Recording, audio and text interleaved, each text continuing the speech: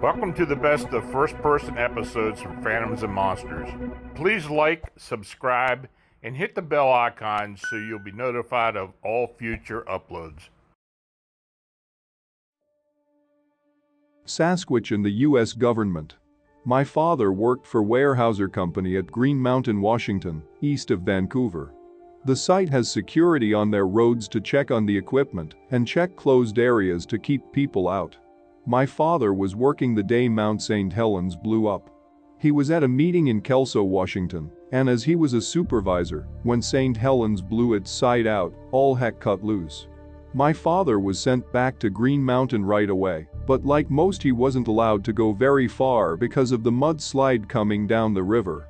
He did get to the town of Toutle, on Highway 504 off I-5. He and his crew were placed at different spots to watch mud flow and of course, help people get out of the blast zone after the major blow-up.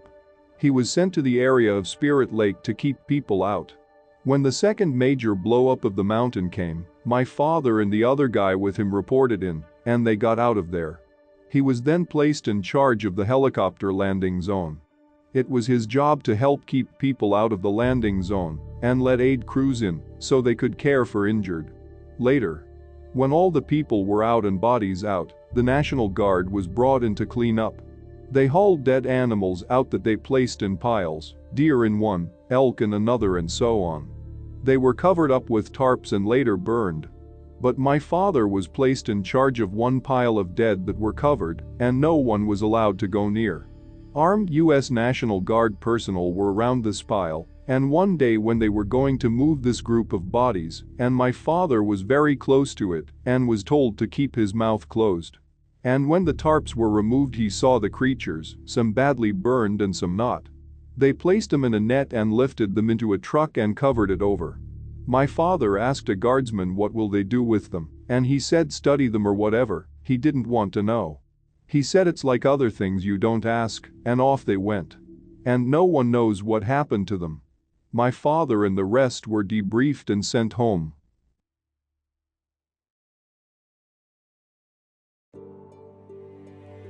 Sasquatch.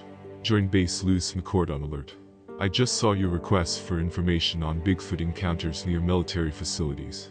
In 2011 I was working at the Lewis-McChord military base located south of Tacoma, Washington. I was employed at Public Works and assigned to the Environmental Department. I was part of a group conducting a study in the southern section of the base. There were several soldiers attached to the group for security. We had been out in the field all day and were getting ready to head back to the lab.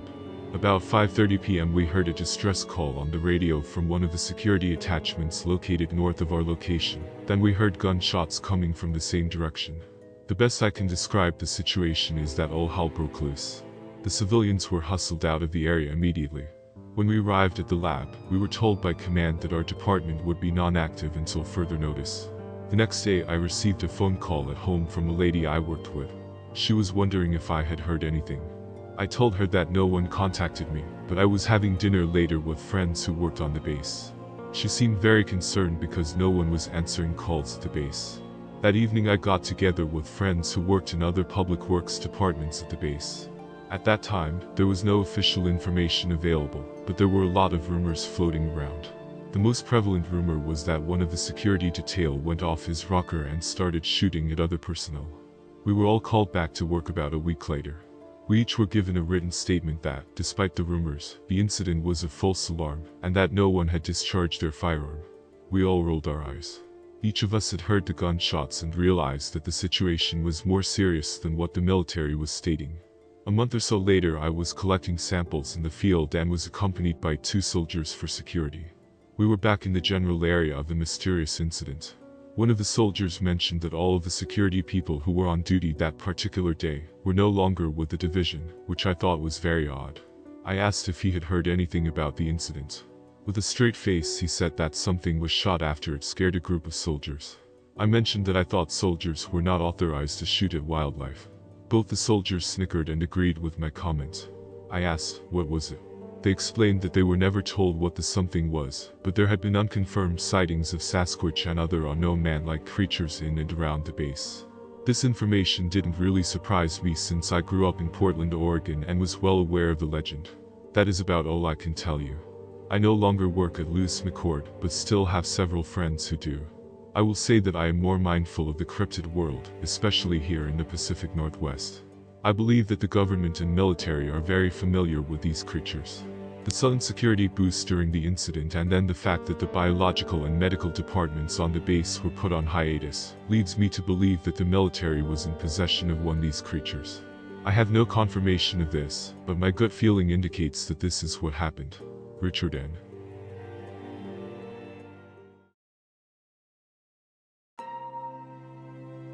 Bigfoot harassed me for 15 days. I was hiking up in the Cascades in Oregon. I was in a more remote area of the range. On the 6th or 7th day on the trail, the hair on the back of my neck started standing up. I chalked it up to being a mountain lion in the area. But the weird thing was the uneasy feeling never left. That night is when I heard the howling. It wasn't wolves or bears or any other animal I had ever heard. The closest thing I could relate it to is the noises apes and monkeys make. This persisted for the next few nights. Eventually things started rummaging through my campsite. Naturally I assumed it was a bear or raccoons. But then on the 11th day, I woke up and my food bag was removed from the tree. Something had cut the line through. All my food was gone. I decided to keep pushing. I had 4 days left till the end of the trail. I'm familiar with what I can and can't eat in the area, and I could always fish for food. The same nightly activities occurred, and on the 13th night something started throwing rocks at my tent. For some reason I lost it. I screamed into the darkness for whatever it was to leave me alone. Hoping it was just some person effing with me, and maybe they'd scream out, "Sorry mate" or something. Instead it grew quiet for the first time in nights. Nothing could be heard. Then the scream, louder and more vicious than any other night, cut through the night. Then nothing, complete and utter silence again. Despite it being quiet, I wasn't able to sleep that night. I just waited. The next day I continued my hike, dead tired, just wanting to get out. The hair on the back of my neck still standing. The forest was still quiet. I felt like I was being hunted. Towards the end of the day I had sat down to rest before pushing a few more miles when I saw it. Something tall and large, bigger than any man or animal I had seen, sliding through the forest, not making a noise. I yelled at it. It turned to look at me. I never got a good look at it through the trees and the brush, and it was dark, but I knew that whatever it was causing this. I threw a rock at it and then pulled my knife. This thing just kept staring at me. I don't know what kicked in, but I no longer felt scared. I was angry and tired of this thing messing with me. I quickly moved towards it. It turned and bolted into the forest. I thought about following it, but its long strides would have easily outpaced me. I backtracked my way back to my backpack and the resting area. I was exhausted and made camp there. Another night of silence. I woke up the next day and had about 10 miles until I was out. Exhausted, hungry, mentally drained, I made my way out. As I got closer and closer to the end of the trail, the typical forest noises returned.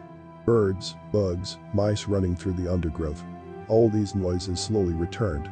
I no longer had this feeling of unease. I got to trail's end, sat in my car, and broke down. I was never a believer in Bigfoot, but that thing was not another person or human. I told a park ranger about it, and he jokingly said they have a bunch of Bigfoot sightings in the area, but most likely it was a local screwing with me or my own imagination. I do a lot of long hikes, but that 15 days was by far the worst. CR.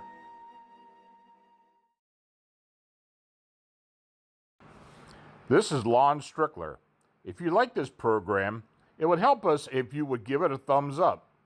Then subscribe and click the bell icon so you get notification when we upload new first-person encounters. We have many more to come very soon. And by the way, if you have a suggestion or an experience of your own, please leave a comment.